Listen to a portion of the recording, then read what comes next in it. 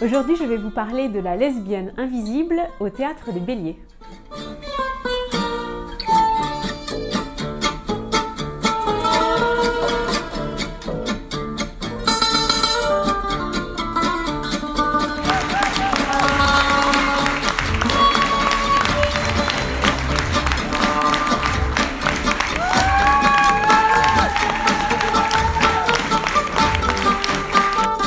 La lesbienne invisible, vous connaissez peut-être la pièce puisqu'elle a été créée en 2009, donc ça va faire bientôt 10 ans.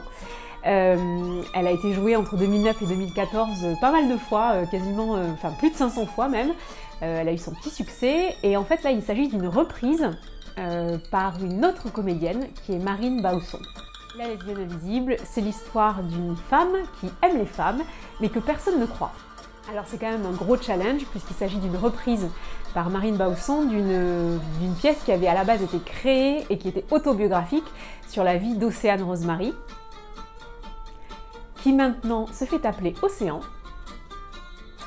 tout comme Christine and the Queens se fait appeler Chris. Donc je pense que c'est finalement assez couillu, si je peux me permettre, de la part de Marine d'avoir accepté ce challenge. Mais elle s'en sort super bien. Alors moi c'était la première au Théâtre des Béliers parisiens. Je crois qu'il y a eu un gros succès à Avignon cette année pour elle, donc elle savait déjà où elle allait. La pièce en elle-même est originale et courageuse, je dirais surtout. Cette femme qui parle de son amour des femmes et surtout du fait que personne ne la croit, c'est assez drôle et en fait au fond aussi très, très triste. On se doute qu'elle a vécu quand même pas mal de douleurs. C'est un univers que je connaissais pas avec tous les a priori qu'on peut avoir et je trouve que c'est hyper intelligemment démonté.